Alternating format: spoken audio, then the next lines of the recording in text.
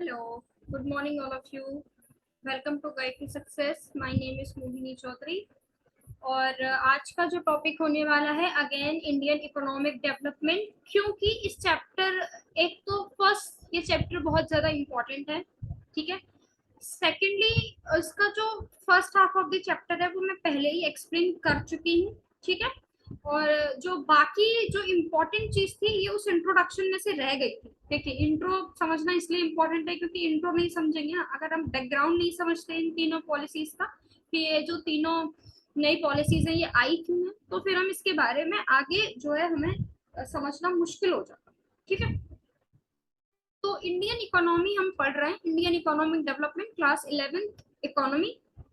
इसमें जो आज हम पढ़ने वाले हैं that is liberalisation, privatisation and globalisation, ठीक है।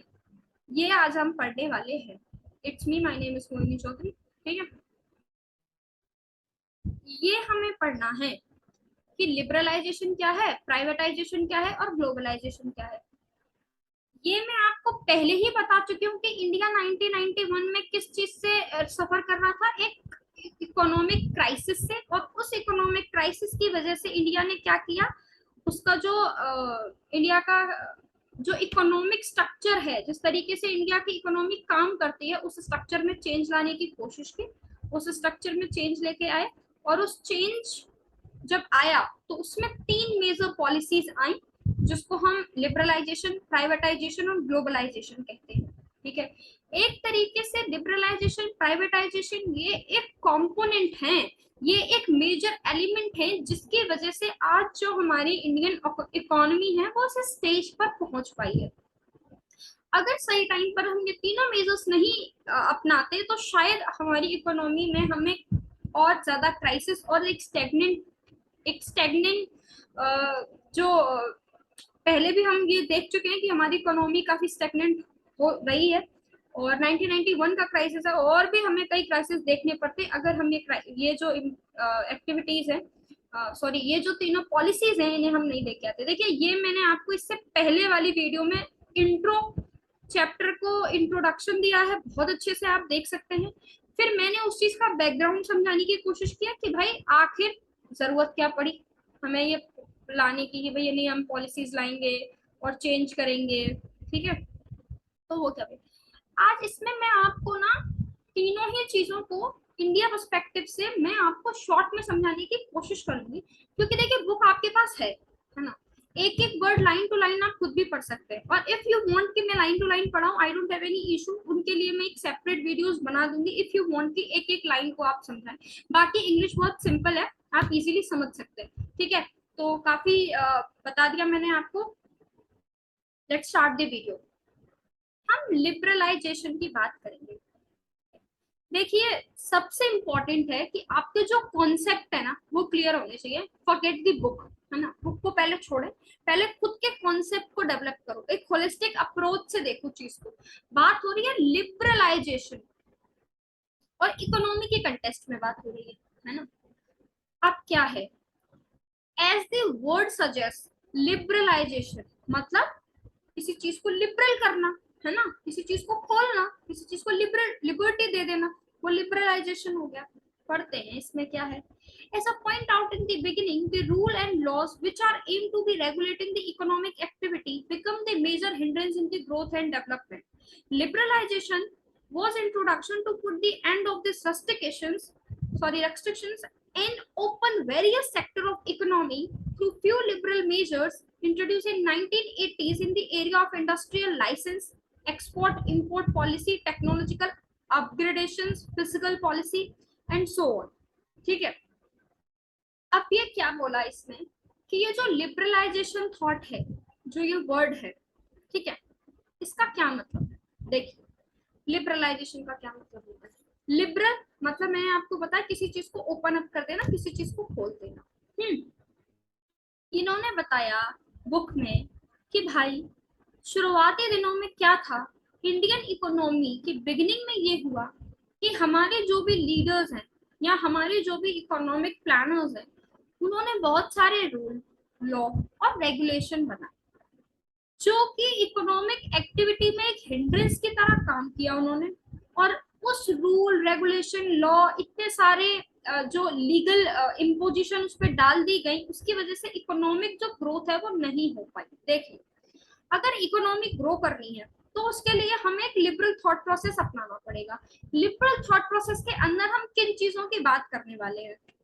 पहली बात कि जो भी हमारी गवर्नमेंट में सिस्टम थे, ठीक है, कि कभी कभी होता है, आज भी हम देखते हैं कि इंडस्ट्रीज लगाने के लिए बहुत सारी ऐसी गवर्नमेंट फॉर्मेलिटीज होती है जो करानी पड़ती है, और बहुत सारे लोगों को आपने ये भी सुना होगा बोलते हुए कि अरे बहुत झंझट है, कौन करे ये सब, यहाँ से परमिशन लो, वहां से परमिशन लो, बहुत गवर्नमेंट का काम हो जाता है, बहुत कागजी काम हो जाता है।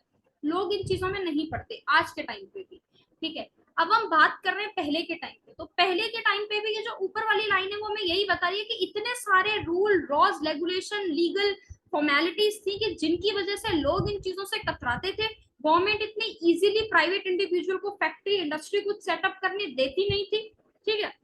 और ये एक मेजर हिंड्रेंस बन गया। किस चीज में हिंड्रेंस बना भाई? ये growth and development of economy. अब लिबरलाइजेशन के इंट्रोडक्शन से होगा क्या, है ना? लिबरलाइजेशन के इंट्रोडक्शन से हो क्या रहा है? एक सेकेंड, हम मेरा शायद हाइलाइटर में कुछ प्रॉब्लम हो रही है। लिबरलाइजेशन के इंट्रोडक्शन से क्या हो रहा है कि liberalisation was an introduced to put the end of the rustications and open up the sector of economy। अब ये क्या बोल रहा है कि लिबरलाइजेशन से क्या हुआ कि हमने एंड कर दिया, खत्म कर दिया जरूरत से ज्यादा रूल रेगुलेशन जिनकी वजह से हमारी इकोनॉमिक ग्रोथ नहीं हो रही थी। लिबरलाइजेशन एक ऐसी पॉलिसी आई जिसके थ्रू वो जो रूल रेगुलेशन रस्टिकेशंस हमने जो लगा रखे थे हर सेक्टर में, उनको कम कर दिया, जिससे ज्यादा से ज्यादा लोग इकोनॉमी में पार्टिसिपेट करें, ज्यादा से ज्यादा लोग इंडस्ट्रियल डेवलपमेंट करें, ज्यादा से ज्यादा लोग अपनी फैक्ट्री सेटल करें, ज्यादा से ज्यादा लोग फैक्ट्री सेटल करेंगे तो ज्यादा से ज्यादा रेवेन्यू होगा, ठीक है। आई होप कि बहुत सिंपल लैंग्वेज में आपको समझ में आया होगा।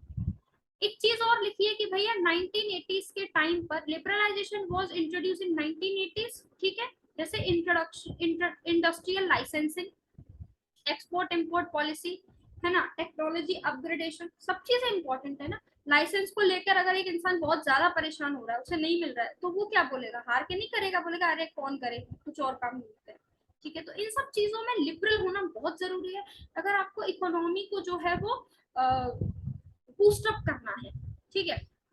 तो हमने यही यहाँ पे देखा कि let us study the some important area such as industrial sector, financial sector, tax reform, foreign exchange market, है ना, and trade investment sector which received greater attention after 1991। देखिए, इकोनॉमी में वो जो क्राइसिस आए थे उसका रीजन क्या था? क्या रीजन था इकोनॉमी में वो जो क्राइसिस आए थे? ये यहाँ तक इम्पोर्टेंट है मेरे हिसाब से तो। क्या इम्पोर्टेंट है इसके अंदर वो बताती हूँ कि इकोनॉमी में वो जो क्राइसिस आई थी उसका रीजन मैं आपको बता चुकी हूँ कि बहुत ज्यादा रूल रेगुलेशन थे, ज्यादा से ज्यादा चीजें जो है वो सेंटर अपने पास ऑक्यूपाई करके रख रहा था, प्राइवेट ओनरशिप उतनी थी नहीं। लेकिन ये जो 1991 में रिफॉर्म्स आए, इनका मेजर जो कंसर्न एरिया था वो था इंडस्ट्रियल सेक्टर, कि ज्यादा से ज्यादा इंडस्ट्रियल सेक्टर को बढ़ाए। टैक्स रिफॉर्म, ठीक है, भले ही वो एग्रीकल्चर का टैक्स हो, भले ही वो आपके इंडस्ट्रियल सेक्टर का टैक्स हो, या वो कैसे भी टैक्स हो, उस टैक्स के अंदर रिफॉर्म लेके आए हम, ठीक है। Foreign exchange market, most important, foreign exchange market, यानी कि हम एक्सपोर्ट और इंपोर्ट दोनों में ही बढ़ चढ़कर हिस्सा लें, दूसरी कंट्री के पर्सपेक्टिव में भी। ऐसा नहीं है कि सिर्फ हम अपने यहाँ से एक्सपोर्ट कर रहे हैं, हम एक्सपोर्ट इंपोर्ट दोनों चीजों में ही जो है अपने गुड्स को, प्रोडक्ट्स को, सर्विसेज को जो है वो एक्सचेंज करें, ठीक है। उसके बाद ट्रेड एंड इन्वेस्टमेंट सेक्टर, जो भी हमारा ट्रेड है और इन्वेस्टमेंट का जो सेक्टर है उसको हम अटेंशन दें, उस पर हम ज्यादा काम करने की कोशिश करें, ठीक है। डिसरेगुलेशन ऑफ इंडस्ट्रियल सेक्टर, अब इसमें हम ये पढ़ते हैं कि ये क्या नेक्स्ट टॉपिक है जिसमें हम डिसरेगुलेशन ऑफ इंडस्ट्रियल सेक्टर पढ़ेंगे। देखिए, in India regulatory mechanism were forced in various way, ठीक है। Industrial licence under which every entrepreneur had to get permission from the government official to start a firm, close a firm, and decided the amount of a goods that could be proceeded. One, Secondly, the private sector also not allowed in many industries.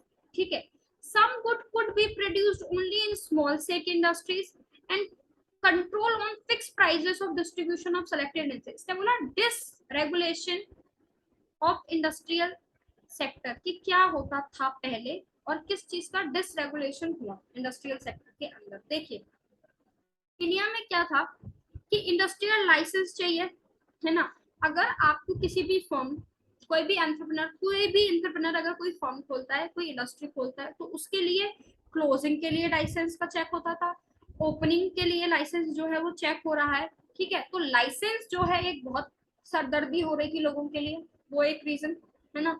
यानी बोला यहाँ है ना कि entrepreneur to officially start the firm, close the firm, decide the amount that could be produced. Even आप अपनी factory में कितना अमाउंट प्रोड्यूस करेंगे ये भी गवर्नमेंट से पूछना पड़ता था। सरकार हमें इस चीज की लिमिट बताती थी कि भाई आप इतना जो प्रोड्यूस है आप कर सकते हैं और इससे ज्यादा नहीं कर सकते। ठीक है, उसके बारे में हम बात करेंगे। Private sector not allowed in many industries. ठीक है, कुछ ऐसी इंडस्ट्रीज थी जहाँ प्राइवेट सेक्टर अलाउड नहीं था, है ना। यानी कुछ ऐसी एरिया जहाँ पे प्राइवेट सेक्टर को बोला कि भाई आप इस क्षेत्र में जो है इंडस्ट्रीज नहीं डाल सकते, है ना।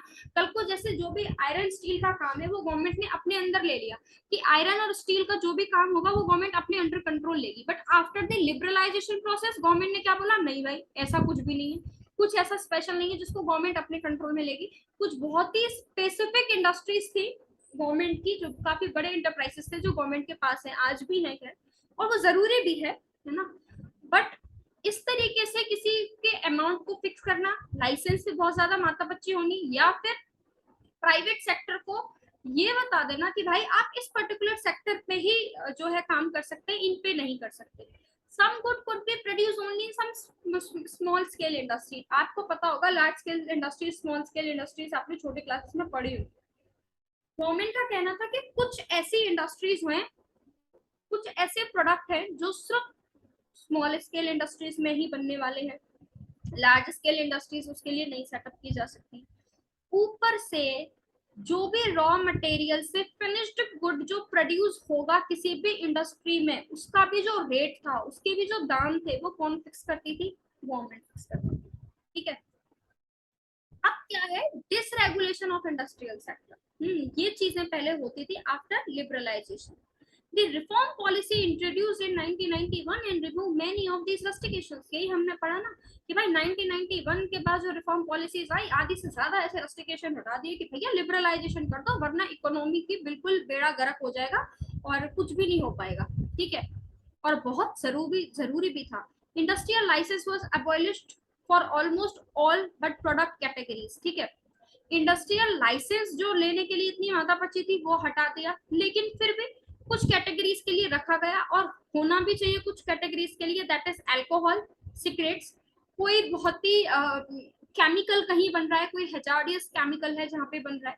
फिर इंडस्ट्रियल एक्सप्लोसिव, है ना, इलेक्ट्रॉनिक्स और एरोस्पेस से रिलेटेड कोई चीज है, कोई ड्रग या कोई फार्मास्यूटिकल्स है वहां पे, यानी कि ज्यादातर इंडस्ट्रीज से हटा दिया गया, बट कुछ ऐसी इंडस्ट्रीज अभी भी थी जहां पे हमने बोला कि नहीं, वहां पे इसे कंटिन्यू करना इंपॉर्टेंट है, होना भी चाहिए। कुछ ऐसी स्पेसेस थे जिनमें जरूरी था कि गवर्नमेंट अपना कंट्रोल उन एरियाज पे करे for the welfare of the people and society too.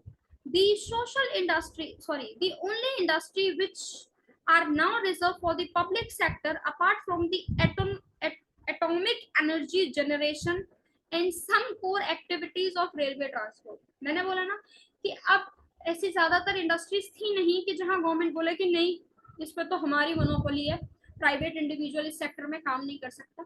ज्यादातर सब पे कर सकते थे, बट कुछ सेक्टर रिजर्व थे, जैसे कि एटॉमिक एनर्जी जनरेशन, वो गवर्नमेंट खुद ही करेगी, है ना, ये वर्ड लिखा हुआ है, एटॉमिक एनर्जी जनरेशन गवर्नमेंट खुद करने वाली है। बाकी जो रेलवे और ट्रांसपोर्ट का काम है वो भी गवर्नमेंट का ही सेक्टर होगा, प्राइवेट इंडिविजुअल उसमें नहीं जा सकता है, आज भी नहीं।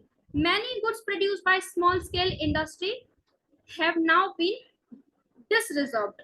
ठीक है, मैंने बोला था कुछ जो काम थे ना वो स्मॉल स्केल इंडस्ट्री के लिए रिजर्व्ड थे, है ना, कि भाई ये जो कुछ काम है उसको सिर्फ स्मॉल स्केल इंडस्ट्री ही करने वाली है और ये उन्हीं के लिए रिजर्व है।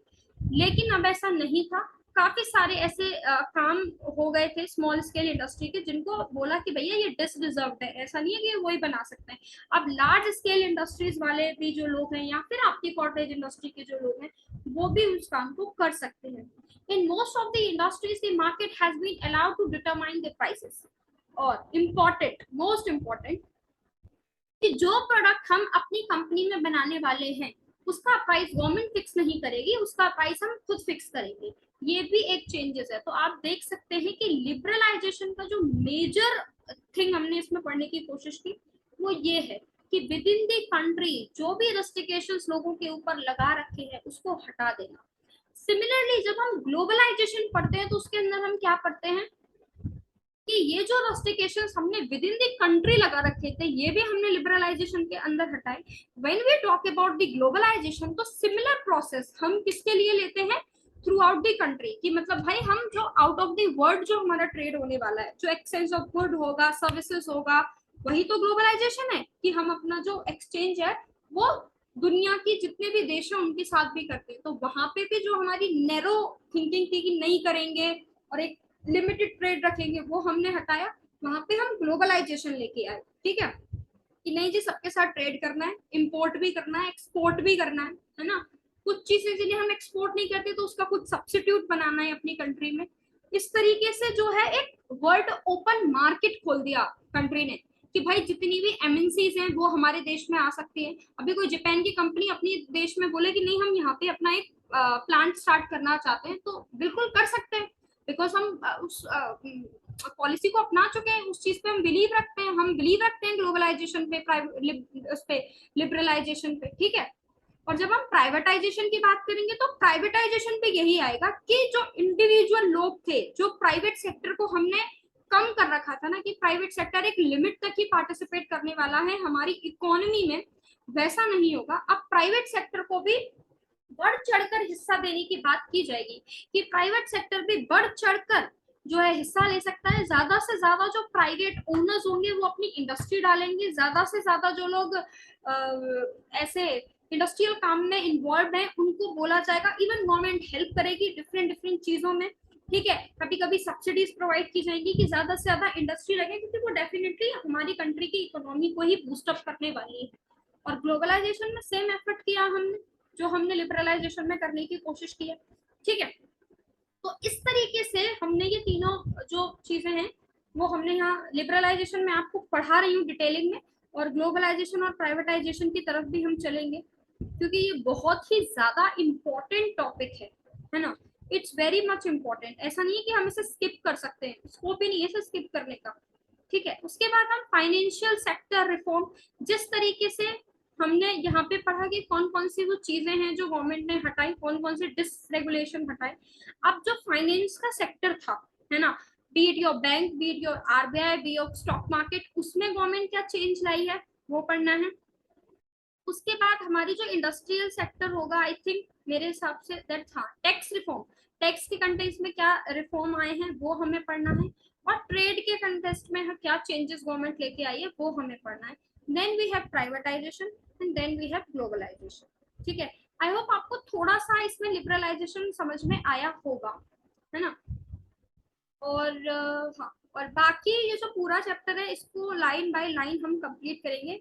ठीक है, और आज के लिए बस इस वीडियो में बस इतना ही। ठीक है, फर्दर जो है मैं कोशिश करूंगी कि इसकी जो नेक्स्ट टॉपिक्स हैं जितने भी मैं उन्हें लाइन टू लाइन कवर करूं, है ना। इफ यू आर इंटरेस्टेड तो मैं जरूर उसे लाइन टू लाइन कवर करूंगी, पर फिलहाल मैं कर रही हूँ ताकि वो आपकी जो अंडरस्टैंडिंग है वो बेटर हो जाए। अगर फिर भी इसमें अंडरस्टैंडिंग में कोई प्रॉब्लम आ रही है तो आप मुझे बता सकते हैं with the help of the comment. Okay, thank you.